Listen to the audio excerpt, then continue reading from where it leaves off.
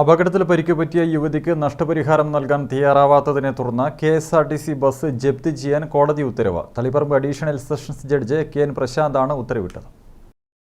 Taliparamba മാന്തംകുണ്ടിലെ K. ഷൈജയുടെ പരാതിയിലാണ് കോടതി സുപ്രധാന ഉത്തരവ് പുറപ്പെടുവിച്ചത്.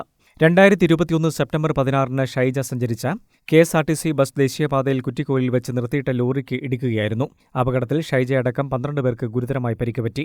പരിക്കേറ്റ് ദിവസങ്ങളോളം ആശുപത്രിയിൽ കിടന്ന ഷൈജയ്ക്ക് 24% അംഗവൈകല്യം സംഭവിച്ചിരുന്നു. ഷൈജ തളിപ്പറമ്പ് MACT കോടതിയിൽ നൽകിയ ഹർജിയിൽ 2025 ജൂലൈ 17 12,96,000 രൂപ നഷ്ടപരിഹാരം നൽകാൻ കോടതി കെ.എസ്.ആർ.ടി.സി അധികാരികൾക്ക് ഉത്തരവ് നൽകി.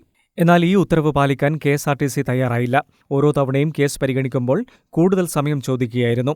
കഴിഞ്ഞ തവണ കേസ് പരിഗണിച്ചപ്പോൾ കോടതി ഇതിൽ കടുത്ത അതൃപ്തി രേഖപ്പെടുത്തിയിരുന്നു.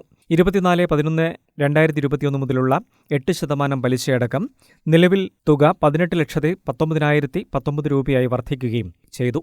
ഇതേ തുടർന്ന് കെ.എസ്.ആർ.ടി.സിയുടെ ഏറ്റവും കൂടുതൽ വരുമാനമുള്ള പയ്യന്നൂരിൽ നിന്നും രാത്രി 8 മണിക്ക് ബംഗളൂരുവിലേക്ക് സർവീസ് നടത്തുന്ന ബസ് ജപ്തി ചെയ്ത് ലേലം ചെയ്ത് തന്റെ തുക വസൂലാക്കാൻ അനുവദിക്കണമെന്നാവശ്യപ്പെട്ട് അഭിഭാഷകനായ വിനോദ് രാഘവൻ മുഖേന ഷൈജ വീണ്ടും കോടതിയെ സമീപിക്കുകയായിരുന്നു.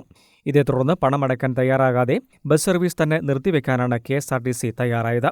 തുടർന്ന് ബസ് ജപ്തി ചെയ്ത് ലേലത്തിന് വെച്ച തുക ഈടാക്കാൻ കോടതി അനുവാദം നൽകുകയായിരുന്നു. News bureau, Taliparamba.